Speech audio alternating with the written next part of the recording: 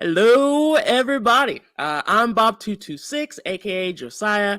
I have a special guest today. The one and only Keg is joining us. How are you doing today, Keg? Good, man. How you doing, Bob? It's a great slate last night. We talked about a little bit, but four-gamer today. Got some injury news we can kind of go over, and I think there could be a little bit of edge in this one as well. Yeah, let's talk about. Yeah.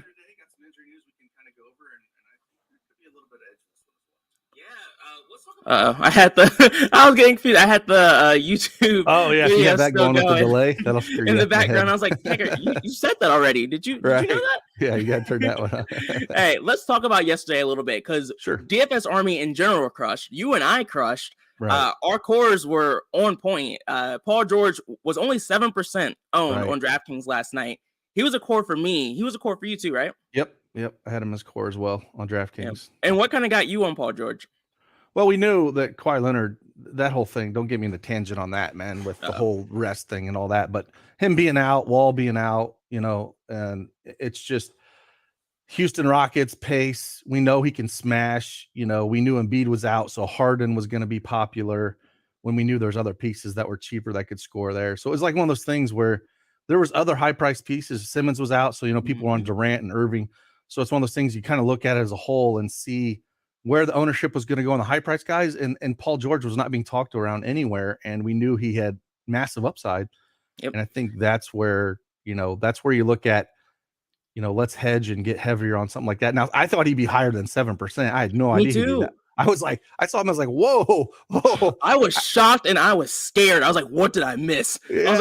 I was like, is there something that I am missing here? But we were on the right page. It was crazy, but I mean, like when you're 10x the field on him and you're like, well, I hope he has a good game. Fingers crossed here. Yeah. And nice, Alan. Yeah, let's get another top 10 finish. We had quite a few members do well. We even had a coach, Ghostface Killa. He took first place in the mini max. Yeah, that's $2. awesome. We also had a member finish top 5 in the 100K tournament on DraftKings. This was the winning line. It was Dennis Smith Jr., Paul George, Lauri Markkanen, Tobias Harris, Nicholas Claxton, Kevin Hoyter, Dylan Brooks, and OG Anunoby.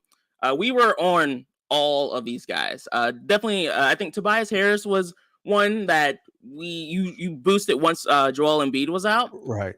Nicholas Claxton was more of a secondary play for me. But I think once Ben Simmons was out, I think that's really what had the biggest impact on Claxton. But what do you think happened there, Keg? Yeah, I think because Ben Simmons crashes those boards and he kind of takes some of Claxton's boards away. Anytime that he's going to be off the court, you're going to get a little bit more rebound opportunity for him. So and then Kevin Durant's got to shoot a little bit more, so he's not going to be really trying to rebound as much. Same with Irving. It just kind of changes the dynamic of that team with him out. And you're also facing the Pacers too. That probably has something to do with it. Exactly. And then Kevin Hoyter, he had a very strong performance.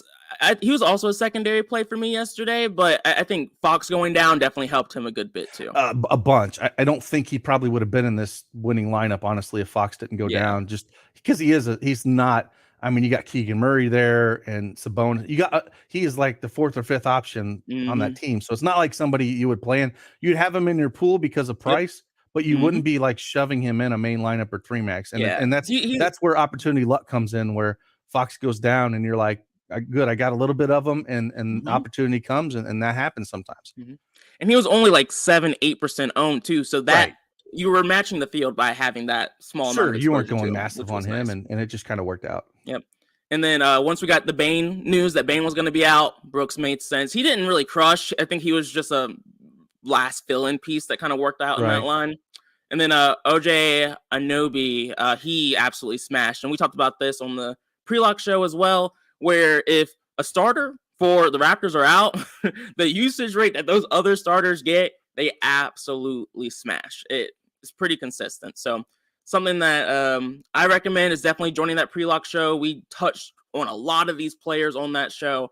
Highly recommend it. And also just joining DFS Army. You get to talk to some of the great coaches like Keg, Madness, Upper Slad. And you can join DFS Army by clicking on the link below. And once you join, you become a DFS VIP member. You have access to our VIP shows. You have access to our coaches. You have access to our cheat sheets and our articles, where you can get on some of these really, really good plays. All right. Moving on to today's slate.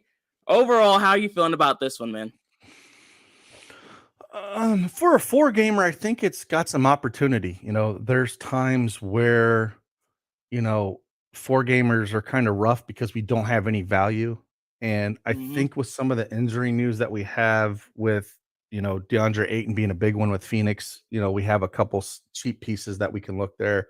You know, that does help out because generally in these 4-game slates, if you don't have injury news, people try to play these the same as a 10-game slate where, where you probably want to, if there's no like smash value, you want to go more mid-range than trying to get those cheap pieces where I think a lot of people try to play the slates the same and you shouldn't on smaller slates like this. So, if we don't get that value, like that balanced build approach is typically the best way to go. But on occasion, you can also try to get creative by trying to find some of those sneaky value pieces, but it's usually like the chalky value that crashes and burns a lot of people on these small slates. Right, because they're not really good value, but you're just trying to find something, and that tends to screw people up a little bit. But well, let's look at this first game. We have a Golden State against the Miami Heat. We saw this game a few days ago, oddly enough, which is interesting. We talked about this on the pre-lock show, though. Just because we've seen a game happen before, it doesn't mean it's going to play out exactly the same way again. I wish it did. It would be nice. It would make life a lot easier for us. But you got to be careful about that. You can't just make the similar assumptions. You can take information from it, look at the data, try to understand it, but don't just make the blind assumption that history will repeat itself. How are you feeling about this matchup, Keg? These two teams in particular, just to piggyback on what you were saying, they're tough because they have multiple pieces that can do things. Like Tyler Hero started off so slow that game they played a couple days ago, and Jimmy Butler just kind of went off. And if you're and you can see people jumping on the Jimmy Butler thing. I was looking at his props: 23.5 points juiced on the over, 6.5 rebounds juiced on the over, 4.5 assists juiced on the over. So like people saw that 2 games ago and they think, like you just said, it's going to happen again. If Hero gets right, yeah, and it's same thing. It's like those guys went off, but it doesn't mean if Hero got hot, Butler has no problem, letting someone is hot. He has no problem saying, hey, he's good to go. Let's get him going. Team ball. And Steph's been hot for a while, but that doesn't mean Poole can't get going or Wiggins. Like there's other pieces that can get going. So I don't know. It's one of those things I'll probably have, there'll be like secondary pieces for me. There's nobody on either side of it where I'm going to be heavy on. It's weird. I do feel like guys like Jimmy Butler and Devin Booker tend to play up to their competition. So like when they're in these like big games and big matchups, I do like playing them more. So as of right now, with limited value, I'm considering guys like Jimmy Butler and Bam Adebayo just because they're not too expensive, and Tyler Hero too. Right. Just because they kind of fit that price range. But like you said, no one really stands out in this game. So I don't know as of right now if I'm going to really be like boosting anyone here, really. Right. Exactly. Yeah.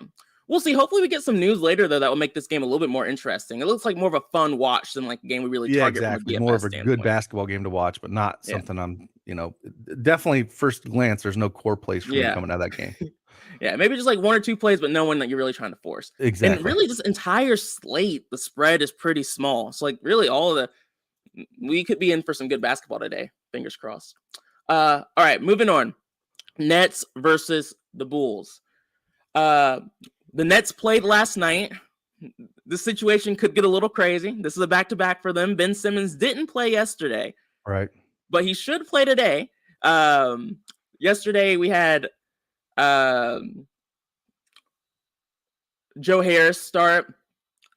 He is not going to start today. There's some theory that he might actually... Oh, is Ben Simmons out? He's questionable as last I checked, unless it came out just 3. Let me check the news real quick. Yep, he's out now. He just came out. Wow. Yep. So that opens up Irving Durant. Now Seth, what's that? Seth Curry is out too. Is he out? Yeah. That literally just came out a second ago. Yeah, I just saw the Ben Simmons one. I didn't see this. Thank you, SG. You guys were on top of it. Literally that was there it really, is. really yep, they're both out. So with both them out, again, we got some value here in a game on both sides of it too. I think we can attack both sides of it, but definitely the Brooklyn side. We saw even on a back-to-back, there's ceiling plays in this game for sure. Kevin Durant and Irving played a lot of minutes last night. Yep. That does worry me a little bit, but with Ben Simmons out, Seth Curry out, Joe Harris is definitely in play if he's in. If he's out, then this is definitely going to be a team that we want to target. For sure. Now they're priced up to the gills, so you know, but like we talked, what's that? So they're not going to be easy to target. Well, maybe Patty Mills, maybe for some value, depending on maybe you know, Claxton's still pretty cheap in there, and he's gonna have to play quite a bit against Vooch. You know, there's no Drummond, so Vooch is gonna have to play a ton. And so there's some spots here. We know where all the usage is gonna go. You know, maybe Royce O'Neal's gonna hit a few things. You know, if his shot's going down, you know, he can always get there as well. So there's some pieces in this game. You're going to want a few pieces in this game now that those guys are out for sure. Yeah, agreed. I was just trying to look at the books and seeing what if I could get Kyrie Irving assist props at, because I got him at 5.5 yesterday, and man, they're still at 5.5. No that's way. Wild after yesterday too. Yeah, no, I got to check this real quick, because if they're at 5.5 at plus money on BetMGM, man, I'm gonna smash that. Look at this DFS help and sports I'm gonna look real help. quick, because if let me get BetMGM, because they're usually slow, and if it's on there, man, I'm throwing 2 units on that, because that's stupid. I think they were waiting on the Ben Simmons news because it was questionable, right? They weren't out. Yeah, and he was questionable. Everyone assumed he was only out because he couldn't play 2 games back to back, but there might be more going on there. And also, thanks Scott Newman, Madness. Thank you guys for tuning in. These are 2 coaches who are great at DFS Army. Definitely recommend you guys messaging them and getting to know them a little bit. They give great advice and content. Oh no. I agree. Nicholas Claxton looks so much more interesting now that Ben Simmons is out. Right. I'm right there with you, Madness. Joe Harris season. We'll see. But yeah, definitely a lot more to be excited about when looking at this game now. And really, this slate, if we can start to get some of those cheaper options, how do you feel about Nikola Vucevic today? I love his props because of just how bad the rebound rate is for Brooklyn. He's gonna have to play a ton, but you know, there's also points wise though what hurts him, because we are going to see Levine out there. DeRozan's going to shoot a ton, so his usage is going to be down a ton. So on a DFS perspective, it's tough to target him. And this is where the prices, though, are a little bit down for like Zach LaVine, and he kind of disappointed in his last game. But he's going to sit tomorrow because they're on a back-to-back, I'm pretty sure. Yep, they are. So, so he's going to play a ton tonight, and he's not going to play tomorrow. So I can see them kind of pushing him the ball, let him get going. If he gets going, he gets hot, he could have a big ceiling game, and he's pretty reasonably priced. So I like both him and Vooch more than I like DDR today. Yeah, I agree. For me, it's more of a price thing than anything. Yeah, 100%. And this is just really a game that's much more exciting. When we get to the pre-lock show, once again, 5:30 p.m. Eastern later today for VIP members, we'll dig a little bit deeper into this once we have a little bit more time to, let this news sink in. The next game, Thunder versus the Orlando Magic. I think this is a game where we have Cole Anthony out. We know he's out for the Orlando Magic. Jalen Suggs is questionable. This could be his game where he returns, and that could mess things up for some of the guys that we really enjoyed playing, like Paolo a little bit. But what are your thoughts on that? Like, are you in love with this game, these matchups? I mean, not the matchup, but like, regardless if Suggs is playing or not, I mean, if he's out, you still have to love Paolo, man. Like, the dude's just constantly clean up. Plus, coming off a down game, where he shot 30% from the field against Dallas and only put up 28 fantasy. I love jumping on guys like that again, because of, the 48, 51 burgers he had before that. Yeah. And he's still reasonably priced, where on a 4-game slate, you're going to want some of him, right? Wendell Carter Jr. is priced decently. Bol-Bol's been doing really well. But if Suggs is playing, Bol-Bol's going to go to the bench, and I don't want him. Then you have Jalen Williams kind of being the chalky value on the slate. Oh yeah, on the OKC side, right? On the OKC side. Yeah, and that's where it's like, that's tough, where you have like that. But on the Orlando side, you're gonna have to figure out, and again, go up to that pre-lock show, because if Suggs is playing, it kills Bol-Bol. If Suggs is out, Bol-Bol is gonna pull in there, and then we got Franz Wagner's gonna run point again, and so there's a lot of good plays if Suggs is out on the Orlando side. And that really is the key, I guess, to that side. And like you said, Jalen Williams being chalk because we don't really have a lot. Because of what he did last game, right? He played 26 minutes, put up a 30 burger. Orlando's not like some defensive, stud team. So I get it. Yeah. Pull up their It's like quick. it's a chalk play that makes sense. I understand it. Not going to fight anyone on it because it's a logical play. It's just that's the chalk value, and it's still a little bit of a stretch play. So you have to understand the risk when you're doing it. Could pop off. We'll see later today. As Orlando is ranked 11th in pace this year, 15th in defense efficiency, so the right middle of the pack there. 16th that's in rebound the one thing rate. I forgot to mention with the Miami Heat and Golden State game. This is a pace up game for the Miami Heat facing the Golden State Warriors. Right. So it just kind of makes all the Miami Heat players slightly more interesting. Just a little bit of a boost to them going in a pace up matchup for them. Sorry, I went back. But I agree. But OKC again, Trey Mann's going to be interesting is on the slate as well. But yeah, Williams is going to definitely be the chalk piece. He's going to be probably the most owned. It's not going to be a secret. You're not getting some secret play out there with him. He is going to be chalk city. And then the next piece of chalk value is also on this team with Pokusevski. Probably said that wrong. Definitely said it wrong. Pokusevski? Yeah, that's who's next. He's the next chalky value. If you call him Poku, that's the easiest way to do it. Those two are the chalky cheap value on this slate, and we'll see. And depending on injury news, we might go there. I'm hoping that we get more news where it kind of balances out a little bit.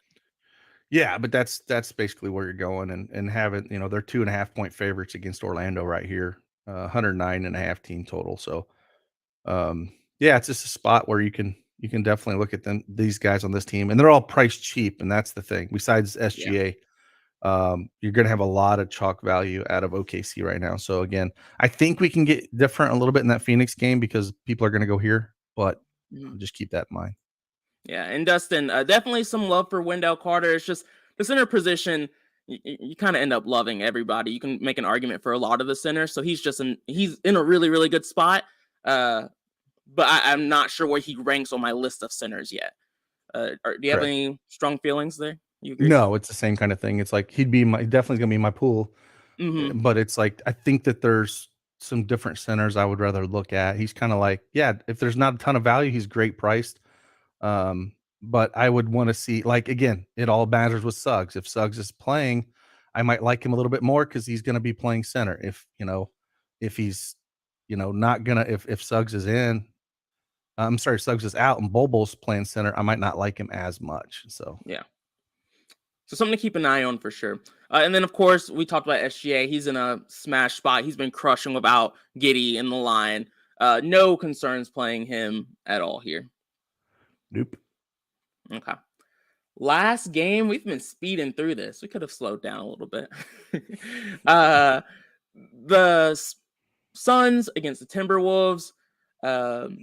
How do you feel about this game? I think this is one that. Before we jump into this, I want to know your thoughts just on a basketball sense of eyeball test of what you thought on Minnesota with bringing Rudy Gobert over. What are your thoughts of what they've done? Have you really watched a lot of Minnesota this year? Have you, if you have, what are your thoughts on the team with bringing him over? Yeah, it's weird. I really thought it was going to be train wreck. I thought they were going to look awful. I've never really. The Timberwolves, I see them as a mentally weak team without Patrick Beverley. And so I was just concerned with them in general. Rudy Gobert has been questionable. He's done a lot of questionable things. And just his play has declined over the last few years in my mind. But it's working out for him. I think Cat is really the guy on this team, which is nice. Anthony Edwards as well. And Rudy Gobert had a strong start. And I think he's starting to kind of fall back into more of that center defensive role and taking less of an offensive presence. So I'm interested. I haven't watched a ton of them, so I still don't have a great grip on them and how they operate, but it's a team that's interesting. I think they have for this slate some sneaky plays like Anthony Davis, D'Angelo Russell, and then Cat kind of being the main guy. I don't think I'm going to get a ton of Rudy Gobert. That's me though. But the matchup is a little bit better for Rudy Gobert without Ayton, so something to consider for sure. Yeah, I think rebound wise is good for Gobert. But the problem is they're all priced kind of up. So like if you're going to run a bunch, I would set a rule where even on a 4-game slate where I'd only play one of the three when you're talking about Towns, Ant, and Gobert. One of them could have a ceiling. Like it's so tough. Like I think it hurts the ceiling of Cat a ton. Having Gobert there, I think I don't think we're ever going to see a 60 burger out of him because of. I don't think The lack of rebounds. the rebounds aren't going to always be there. Not saying he can't put double digits up, but he's not going to be putting up, ever have a chance at 15 plus rebounds with Gobert down there. So that's a good point. Block side a little bit. So that's just at his price too. But, when you got, the injury news on this slate, I don't think he's going to be a priority for me. Yeah, that's a good point. And one thing I want to try to keep track of too is just, are we seeing more of an increase from Karl-Anthony Towns offensively? Like, are we seeing more three-point attempts and things of that sort, since he doesn't have to be in the paint like he used to have to be? He can play more on the outside on the side. So I'm just curious to see what happens there. But I don't disagree with you on at least for now, just limited ceiling. But we're definitely seeing some strong performances, and at his price, he's still in play for me. Yeah, in play, but again, on this slate when we're talking about, I would rather play Vooch, and I would rather play, like you have Kyrie Irving and Durant. Like if you're looking for a lower owned play, and you like him, he's definitely a spot on a 4-game slate to get different. Yeah. And then what about for the Suns? I know you kind of mentioned that you had a little bit of interest in this situation with Ayton out. Yeah, I mean, with Ayton being out, someone's got to play center, and this is a big team we just talked about with Towns and Gobert. I mean, they're big dudes, so you're gonna have to have one, and they don't have a lot of length at Phoenix at all. So it's basically going to be Bismack.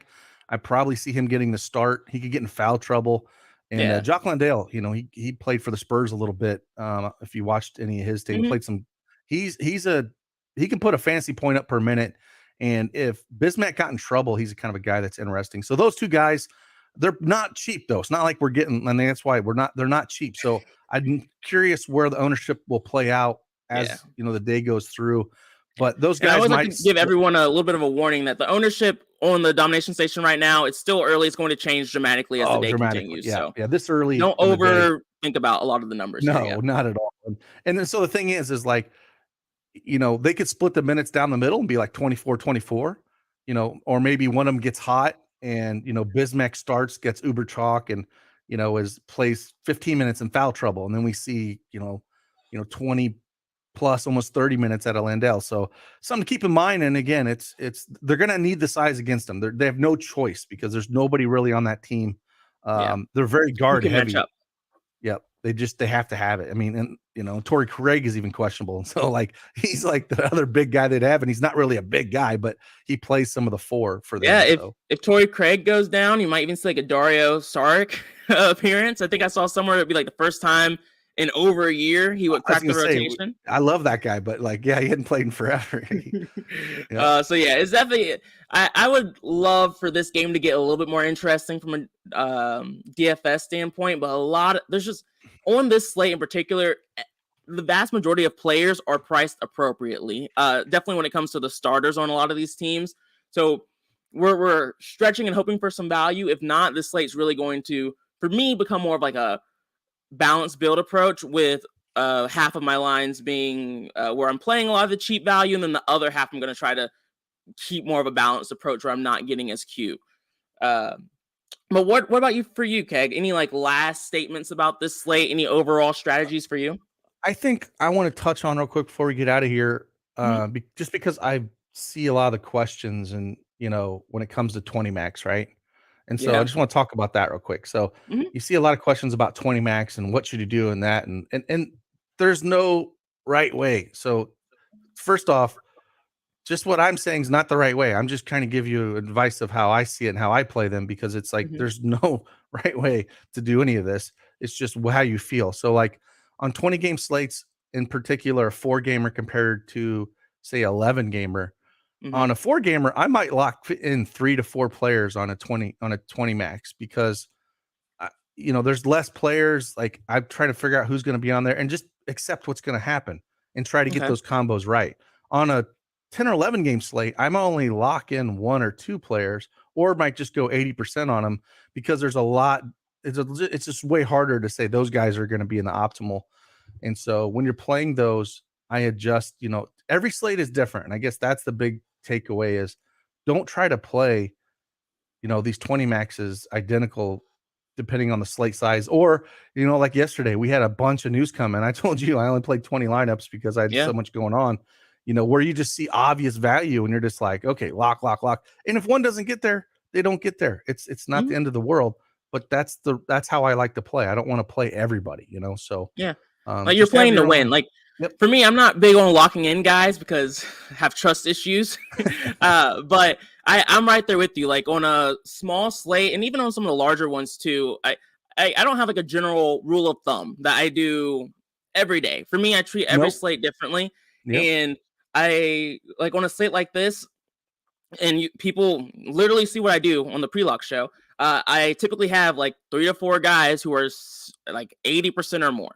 And so that's usually the way I operate. And I agree with you. I started my DFS career only playing 20 maxes and taking down that a couple of times before I could get to being able to play 150. So definitely, if anyone has any questions about playing 20 maxes, let me know. DM me in Discord. Can definitely help you out there. Keg, what about anything else? Any other comments, words of wisdom to the watchers? Not on this slate. Should be fun. Like I said, it'd been nice if we got that Ben Simmons news a little bit later because people tend to freak out, but I love it when we get mayhem like 30 minutes before lock. Because it's just that's where we can get an edge at, and Bob on the live show, and I can adjust projection of the back end. He can see it, he can tell you what's going on, and he can get you on the right plays in that live show. So it's super important to be in that live before lock show as we're adjusting things and Bob's telling you in real time where to get on different things. So super important to get on. Yeah. And like you said, Keg, like the main thing I try to say on that show is like, hey, this is what I'm doing. This is how I do it. I love like being able to get resources like you and showing how you go about things and things of that sort, just so people can get the different perspectives. Because like you said earlier, there is no one way of doing this. There's a lot of different approaches of using the domination station. There's a lot of different approaches to DFS in general. And it all just comes back to finding the way that works best for you. And then once you find that, figuring out how to adapt and win. 100%. So nice. Awesome. Guys, thank you for watching. Don't forget to like and subscribe just so you guys don't miss the show in the future. Keg, you're going to be back tomorrow, right? Yeah, I should be back tomorrow. I totally tossed that on you. I was if you're not, wait, nice to be back. Tuesday? Yeah, it's a big slate tomorrow. I don't think I have anything going on tomorrow, but yeah, I should be. Awesome. All right. Well, thank you everyone for watching. Look forward to seeing you guys later today on the Pre-Lock Show. Good luck today.